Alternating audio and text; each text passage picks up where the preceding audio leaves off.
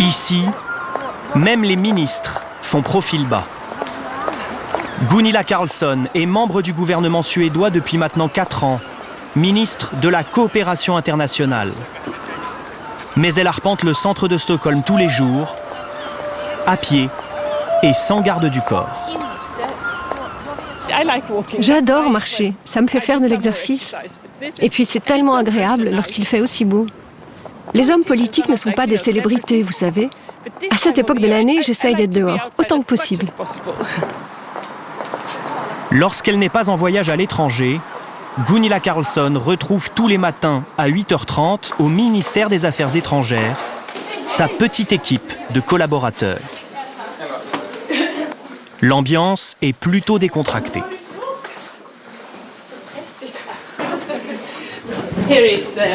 Voici Hans, l'un de mes conseillers. Brigitte, elle s'occupe de mon agenda politique. Et voilà ma salle de conférence. C'est très modeste. Oui, c'est une salle de travail. Notre cuisine. Et voilà le bureau d'Anne-Sophie, ma directrice de cabinet. 10 collaborateurs au total qui composent une équipe volontairement réduite, quand en France, n'importe quel secrétaire d'État est entouré au minimum d'une 30aine de personnes. Café au lait? Oui. Notre Premier ministre a été très clair. On ne doit pas avoir trop de personnel. On peut faire les photocopies nous-mêmes. Et si j'avais plus de conseillers politiques, ça montrerait aux gens que j'ai un peu perdu le sens des réalités. La démesure, pas vraiment le genre de la maison et de Gunilla Carlsson. Vous faites votre vaisselle? Oui, et je bois l'eau du robinet. Elle est très bonne, vous savez. Elle vient de Stockholm.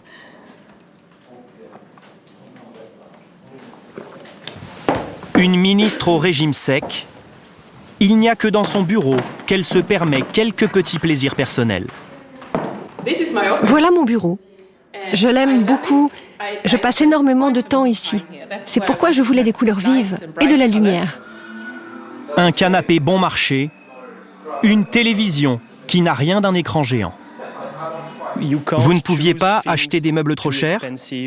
Non, j'avais des idées et le décorateur m'a dit ce qui était possible. En fait, j'ai hérité de ces canapés du ministre des Finances et on les a rénovés un petit peu. Un mobilier d'occasion, quelques centaines d'euros de dépenses seulement. Un bureau fonctionnel comme à la maison. Et regardez, pour ranger mes livres, je fais tout moi-même sur ces étagères. Comme ça, je ne suis pas perdue. Aucun avantage particulier, la ministre est soumise aux mêmes règles que tous les fonctionnaires. Ça, c'est mon téléphone personnel, avec ma fille et son cheval en fond d'écran. Et ça, c'est mon téléphone professionnel. Vous ne pouvez pas l'utiliser pour un appel privé? Non. Ça arrive. Et je pense que les gens comprennent que cela puisse arriver, par erreur. Mais j'essaye vraiment d'éviter. La crainte d'être réprimandé, car en Suède, on ne badine pas avec l'argent public. Voici le buffet, on ne peut plus sobre, qui attend cette délégation des Nations Unies. Mais si le gouvernement suédois chasse le superflu dans les bureaux de ses ministères, il consacre dans le même temps 1% de son PIB à l'aide internationale. C'est bien plus que la France et les autres pays européens. Pendant la réunion, le staff de la ministre prépare son prochain déplacement au Luxembourg. J'ai regardé quelques vols. Gunilla peut partir de Stockholm à 16h15 et elle arrive à Francfort, puis de Francfort à Luxembourg. Même pour les voyages officiels, la ligne de crédit de la ministre est limitée. La ministre doit prendre des vols en classe économique pour l'Europe. Et on réserve la classe affaires uniquement pour les vols supérieurs à 3h30, comme l'Afrique par exemple. Et pour les hôtels? Oui, même chose. Pour la ministre, on réservera toujours une chambre standard, jamais une chambre trop luxueuse. Inconcevable de voler sur un jet privé ou de dormir dans un palace, comme cela peut arriver aux politiques français. Le train de vie d'un ministre se doit d'être modeste, car au moindre faux pas, les tabloïds ne rateront pas leur cible. Karin Eriksson travaille pour le journal L'Expressen, un quotidien suédois très populaire. Une de ses missions, le contrôle des notes de frais des ministres. Bonjour, j'ai demandé à voir les factures de voyage de Gunilla Carlsson. Elles doivent être prêtes.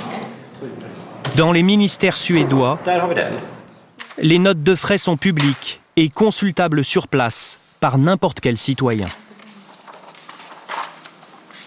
Une transparence totale et une aubaine pour les journalistes.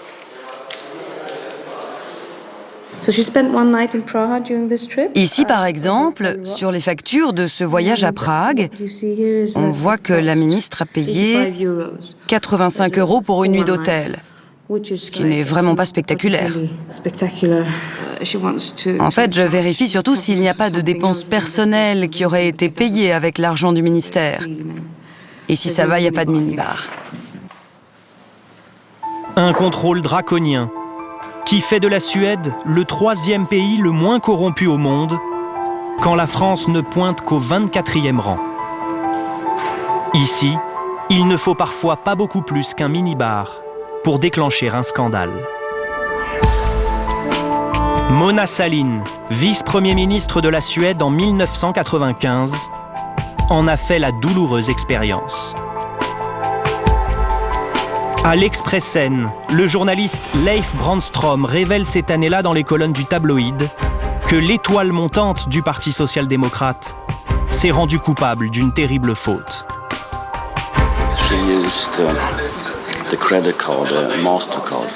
Elle a utilisé la carte de crédit du ministère pour des achats personnels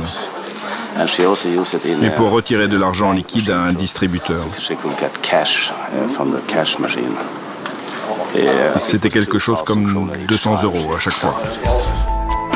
La publication des reçus bancaires et une couverture médiatique sans concession secouent le gouvernement pendant quelques jours.